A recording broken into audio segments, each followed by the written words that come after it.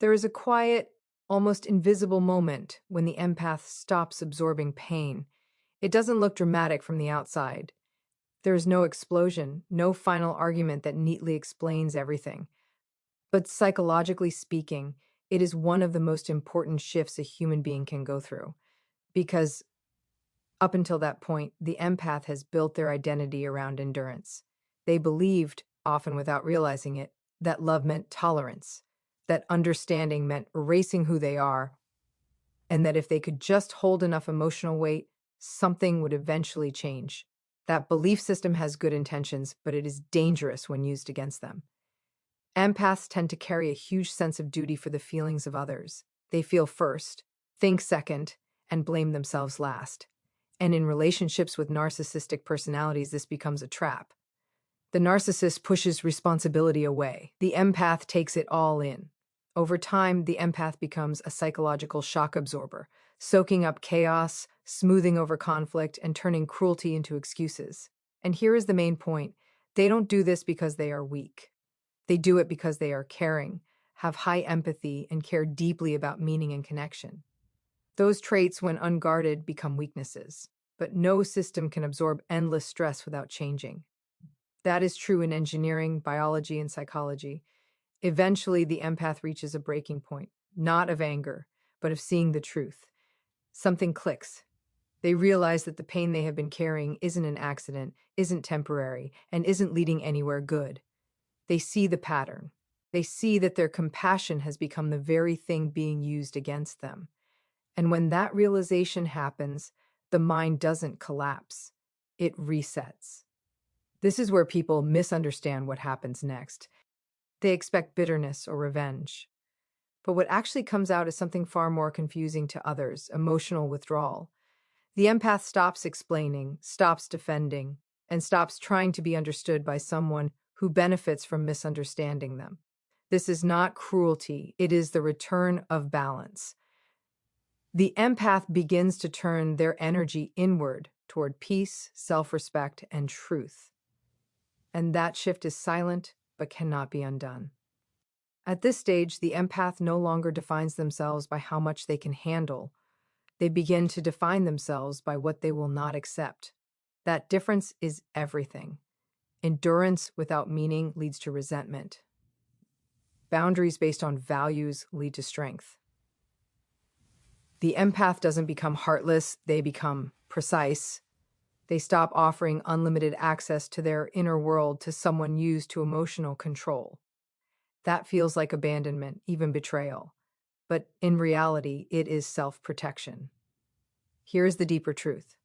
When the empath stops absorbing pain, the narcissist is forced to face it alone.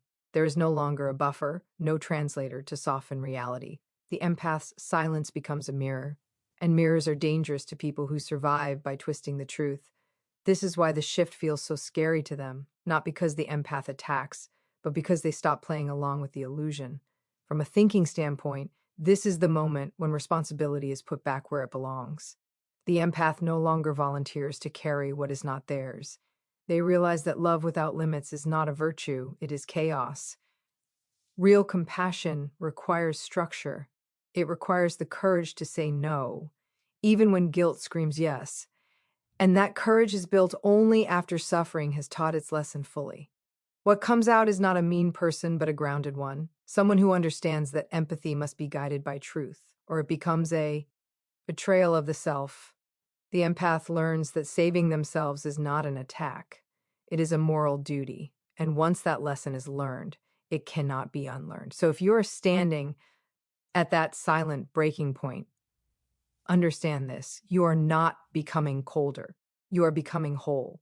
And the moment you stop absorbing what was never yours to carry is the moment your life begins to move forward with strength, clarity, and solid self-respect. Once the empath reaches that internal breaking point, something subtle but deep follows: moral clarity. And this is where the dynamic becomes truly dangerous, not in the chaotic, explosive way we usually think of power, but in a disciplined, almost exact way. Narcissistic aggression is loud. It relies on confusion, emotional flooding, intimidation, and constant story twisting. Moral clarity, by contrast, is quiet. And exactly because it is quiet, it is far more shaking. A narcissist works best in a fog. They thrive where meanings are blurry, where responsibility can be shifted, where every confrontation turns into a debate about tone rather than truth. They provoke emotional reactions because reactions are easy to control. Anger can be painted as cruelty. Hurt can be dismissed as weakness, but moral clarity removes the fog. It cuts through the noise and brings the situation down to basics. What is happening? Who is responsible? What behavior will no longer be allowed? There is nothing dramatic about that, and that is exactly why it works. When an empath gains moral clarity, they stop arguing about their worth. They stop negotiating basic decency. They stop trying to convince someone to care. And that pulling away from explaining is deeply threatening to a narcissist because narcissistic aggression depends on engagement. It needs friction. It needs you emotionally invested enough to fight, explain, or defend. Moral clarity removes the reason to engage at all. It is not that the empath suddenly wins the argument. It is that the argument becomes pointless. Psychologically, this is a shift from emotional thinking to value-based thinking. The empath begins to organize their decisions around principles rather than feelings. Not because feelings disappear, but because they are no longer allowed to override truth. This is a sign of growing up. It is the difference between asking, "How do I keep the peace?" and asking, "What is right?" and "What are the results of tolerating what is wrong?" That second question changes everything.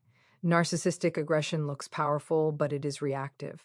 It is driven by fear of being seen, fear of being unimportant, fear of losing control. Moral clarity is proactive. It doesn't need to dominate or punish. It simply refuses to cooperate with lies.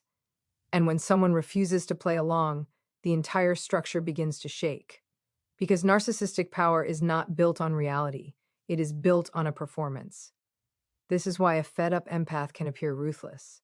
They are no longer softening their language to manage someone else's emotions. They are no longer cushioning the truth to avoid a fight. They speak plainly or they don't speak at all. And that lack of emotional negotiation feels brutal to someone used to controlling the emotional climate. But in reality, it is just honesty without apology. There is a deep idea here worth noting. Moral clarity comes out when a person lines up their actions with their values, even when it costs them something. The empath has often sacrificed self-respect to keep the connection. Moral clarity reverses that order. It says no relationship is worth the permanent damage to my integrity.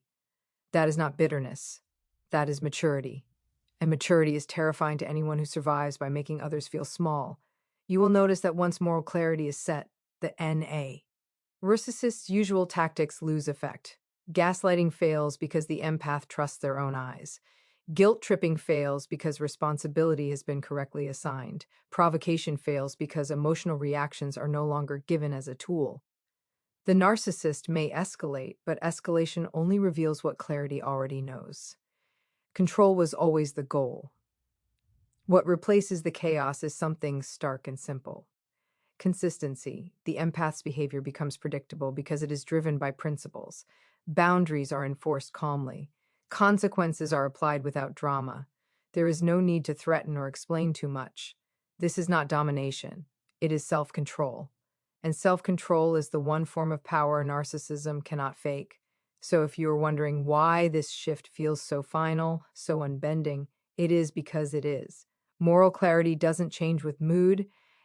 It doesn't bargain with manipulation, it stands. And when you stand firmly in truth, you don't need to be aggressive to be strong. The moment you choose clarity over chaos is the moment you stop being controlled and start becoming unmovable.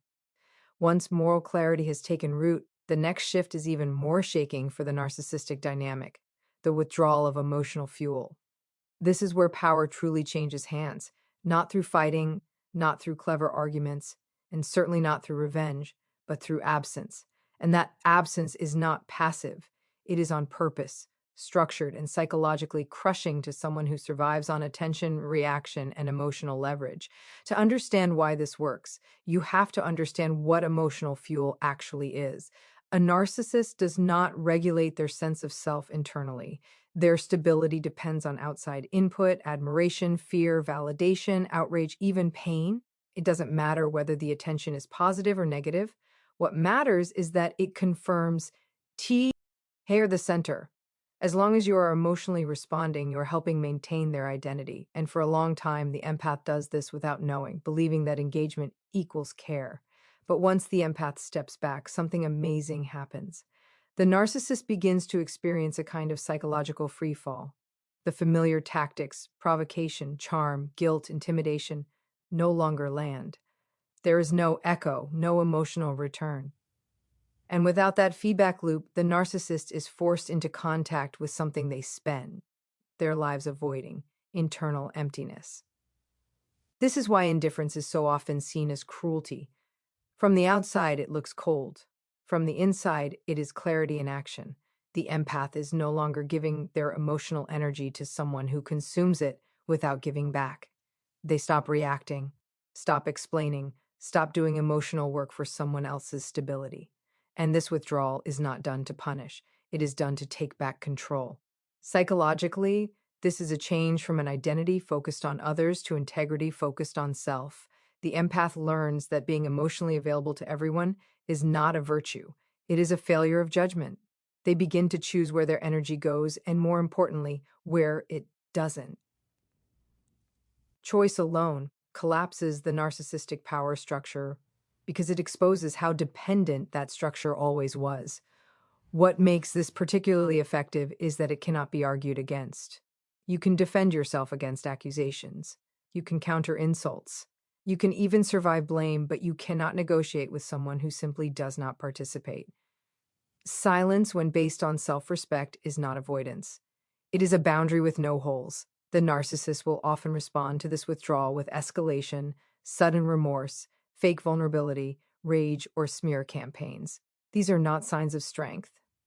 They are signs of withdrawal symptoms. The system is starving, and that is the main insight. You were never weak for caring. You were powerful. And once that power is removed, the imbalance becomes obvious.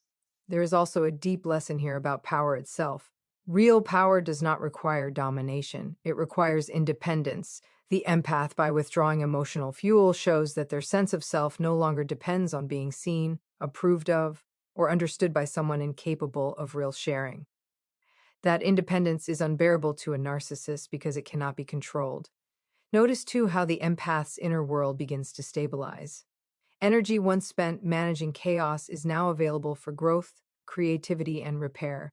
Anxiety goes down, clarity goes up, the nervous system begins to reset. This isn't an accident, it is what happens when you stop feeding a dynamic that thrives on disorder. And here is the puzzle. The less you try to affect the narcissist, the more impact you have.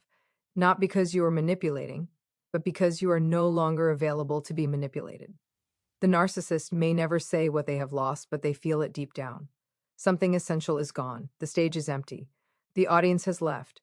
So, if you are tempted to explain one last time to prove one final point to get some acknowledgement, pause. Ask yourself whether engagement has ever brought peace. Then consider this.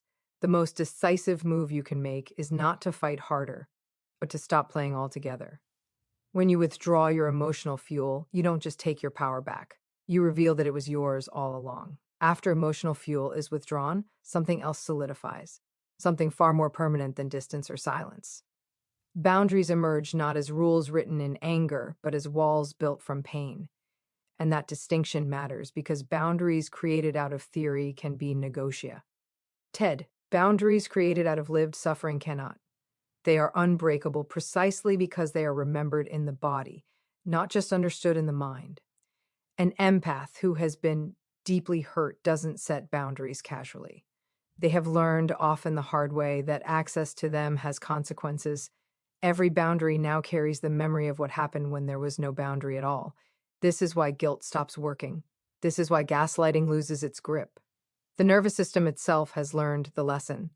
The empath no longer needs to convince themselves that something is wrong. They can feel it immediately. Earlier in life, many empaths confused boundaries with rejection. They believed saying no was an act of cruelty, that limits were a form of punishment, and narcissistic personalities exploit that belief relentlessly. They frame boundaries as abandonment, selfishness, or betrayal. But once an empath has been pushed beyond their psychological limit, that framing collapses. They realize that boundaries are not walls meant to keep people out. They are lines that define where responsibility ends. This is a deep psychological shift. The empath stops asking, "How do I make this work?" and starts asking, "At what cost?" And that second question is deadly to manipulation because manipulation depends on access without accountability. It needs blurred lines, emotional debt, and the constant hope that things will improve if you just try harder. Boundaries erase that illusion. They turn vague suffering into clear cause and effect. Notice how these boundaries are enforced. There is no rage in them, no lectures, no emotional bargaining. They are calm, consistent, and indifferent to protest. The empath doesn't explain endlessly anymore. Explanation was part of the old dynamic, the attempt to be understood by someone committed to misunderstanding. Now behavior speaks, consequences speak, and the absence of emotional drama is exactly what makes these boundaries so effective. To a narcissist, this feels unbearable, not because the boundaries are harsh, but because they're impersonal. Narcissists rely on emotional personalization. They want every action to be about them, every limit to be a provocation. But boundaries built from pain are not personal. They are structural. They apply regardless of excuses, promises, or emotional displays. And that removes the narcissist's favorite tool, making emotional exceptions. There is also a deeper principle at play here. Boundaries are the outer expression of inner hierarchy. When you respect yourself, your actions reflect that respect automatically. You don't have to announce it. You don't have to defend it. The empath finally places their own well-being higher than the fantasy of saving someone else. That reordering of values is not selfish. It is necessary for psychological health. What is remarkable is how quickly manipulation fails once boundaries are solid. Guilt loses its sting. Love bombing feels hollow. Threats feel childish, not because the empath has become numb, but because they are no longer confused. Confusion was the entry point. Clarity closes the door. And this is where the so-called ruthlessness becomes visible. The empath no longer gives second chances to behavior that has already revealed its nature. They don't argue with patterns, they respond to them. That decisiveness can look cold to outsiders who didn't witness the damage that made it necessary. But decisiveness is not cruelty. It is wisdom that refuses to relearn the same lesson. Importantly, these boundaries don't harden the empath against the world. They refine their openness. Compassion remains, but it becomes selective. Kindness is no longer unconditional. It is based on the situation. Trust is no longer automatic. It is earned. This is not a loss of empathy. It is empathy disciplined by truth. So if you find yourself enforcing boundaries without apology, understand what that really means. It means pain has taught you something valuable and you listened. It means you no longer need suffering as a teacher. And once your boundaries are rooted in self-respect rather than fear, no amount of manipulation can move you because you are no longer standing on guilt, but on truth. After boundaries are firmly in place, a final internal change happens, one that is often misunderstood by those who haven't lived through it. The empath does not lose empathy, they refine it. What outsiders call coldness or ruthlessness is in reality compassion that has been disciplined by truth. And this may be the most important psychological evolution of all, because it marks the end of betraying oneself. For a long time, the empath's compassion flowed outward freely. Pain in others felt like a moral call. Suffering demanded a response. And when paired with a narcissistic personality, this generosity became predictable, exploitable, and dangerous. The empath learned to ignore their own discomfort, to see disrespect as misunderstanding, and to frame repeated harm as something temporary or fixable. Compassion without judgment became a tool used against them. But pain is a teacher that does not speak softly. Eventually, it teaches a brutal but necessary lesson. Empathy without structure becomes cruelty toward the self. And once that lesson is taken in, something changes at a fundamental level. The empath no longer offers emotional access to those who have proven they will use it as a weapon. They don't stop caring, they stop misplacing care. This is where resolve replaces confusion. The empath becomes deeply selective. They begin to notice patterns instead of promises, behavior instead of words, consistency instead of intensity. Emotional displays no longer override reality. Tears don't reset the clock. Apologies don't erase history. This isn't being bitter. It is wisdom earned at a cost. Psychologically, this shift represents the mixing of compassion and judgment. Earlier, these two were in conflict. Judgment felt harsh, compassion felt moral, but maturity unites them. The empath realizes that judgment is not the enemy of love. It is what protects love from corruption. When compassion is guided by truth, it becomes sustainable. When it isn't, it becomes self-destructive. To a narcissist, this transformation is deeply unsettling. They were used to accessing the empath's emotional world through charm, guilt, or crisis. Now those doors are closed, not slammed shut, simply locked. The empath no longer reacts emotionally to provocation. They observe, they assess, and if the pattern hasn't changed, neither does the response. This calm resolve feels merciless to someone who relied on emotional chaos for control. But look closely at what is actually happening. The empath hasn't become cruel.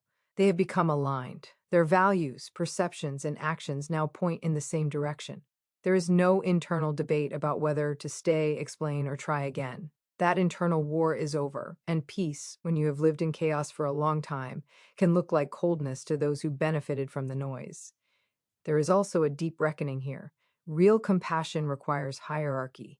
It demands that some things matter more than others, and one of those things must be the preservation of one's own integrity. When the empath finally places self-respect above the fantasy of saving someone else, they are not abandoning virtue. They are living it. This resolve does not isolate the empath from meaningful relationships. In fact, it does the opposite. It clears space. Relationships that require losing yourself, away. Relationships that are mutual, honest, and grounded begin to appear. The empath's energy is no longer scattered across emotional emergencies. It becomes focused, creative, and purposeful. What looks like ruthlessness is actually restraint. The restraint to not overgive, the restraint to not rescue, the restraint to not betray oneself again for the sake of keeping the peace. This is strength without a show, power without aggression, compassion that finally includes the self. And if you are in the middle of this transformation, understand this clearly. You are not becoming less human. You are becoming whole. The moment your compassion answers to truth is the moment it stops destroying you and starts protecting what actually matters. Let that be your standard going forward. Care deeply, but never at the cost of your own soul. When an empath reaches this final stage after clarity, withdrawal, boundaries, and disciplined compassion, something permanent has happened. The narcissist hasn't just lost access. They have lost a particular kind of witness. And that loss is not something they recover from, even if they never consciously understand it. Because what the empath represented was not merely attention or affection, but recognition at a depth the narcissist rarely encounters. An empath doesn't just see behavior, they sense intention.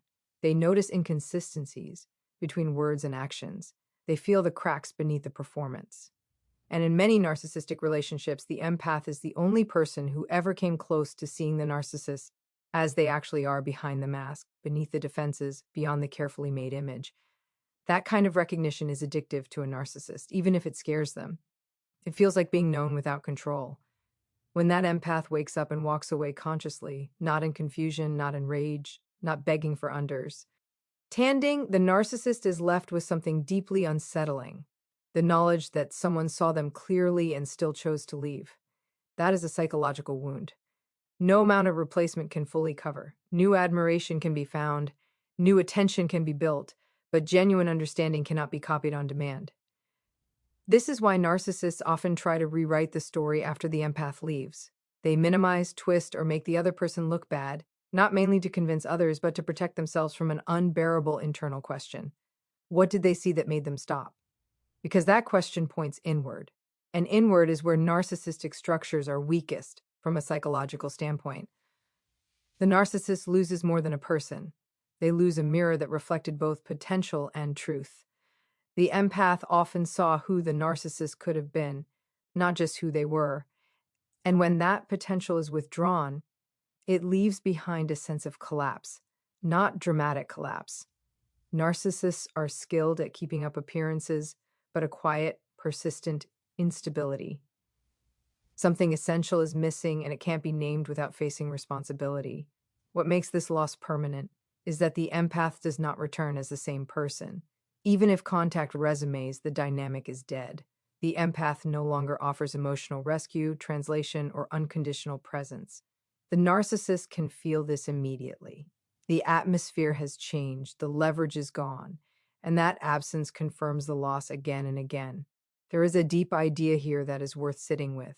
When someone grows beyond a destructive dynamic, they don't just remove themselves from harm, they invalidate the story that kept it going. The empath's growth silently declares, "This was not love. This was not mutual. And I will not organize my life around a lie anymore."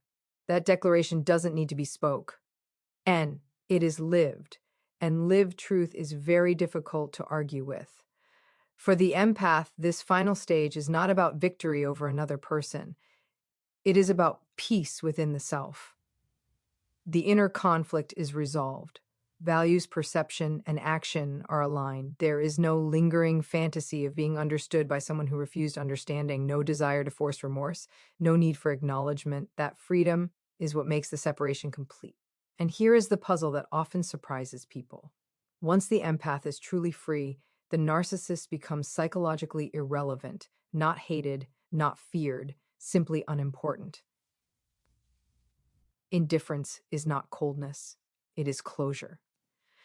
The empath's attention returns to life, growth, meaning, and relationships that do not require abandoning oneself. The narcissist, meanwhile, is left circling a loss they can't describe. They may sense that something irreplaceable slipped away, but without the ability for honest self-reflection, they will search outward for replacements. And replacements never satisfy what was lost, because what was lost was not admiration, it was genuine connection. So if you are at this final stage, understand the weight of what you have done. By choosing yourself, you didn't become ruthless.